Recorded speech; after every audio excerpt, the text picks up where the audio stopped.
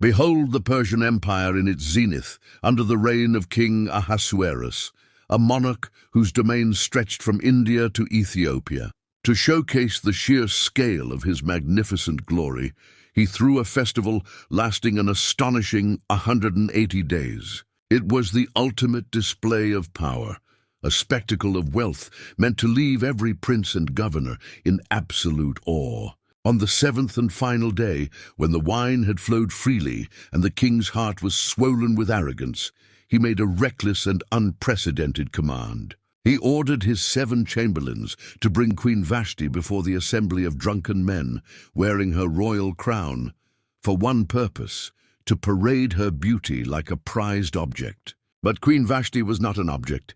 While the king feasted with his men, she was hosting her own dignified banquet for the women of the palace, as was the Persian custom. For her, the king's command was not just an inconvenience, it was a profound violation.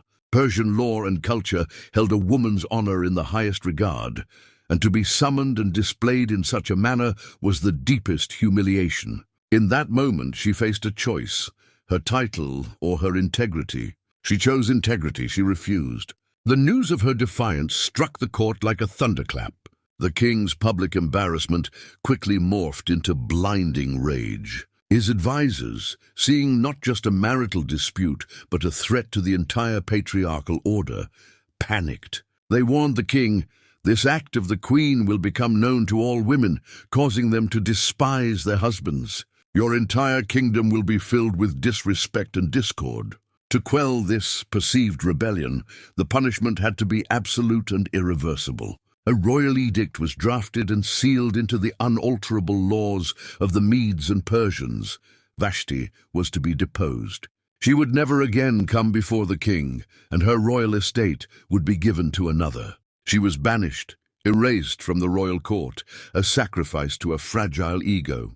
Though she lost her crown, Queen Vashti gained a timeless legacy. Her story compels us to ask ourselves, in our own lives, when are we asked to compromise our dignity for the approval of others? Her stand is the courage to say no to a demeaning request, the strength to walk away from a situation that demands you shrink yourself. It is the profound understanding that self-respect is a crown that no one can take from you. Vashti teaches us that true power isn't about the throne you sit on, but the principles you stand for. What would you have done in her place? Share your thoughts in the comments and subscribe for more stories of courage that changed the world.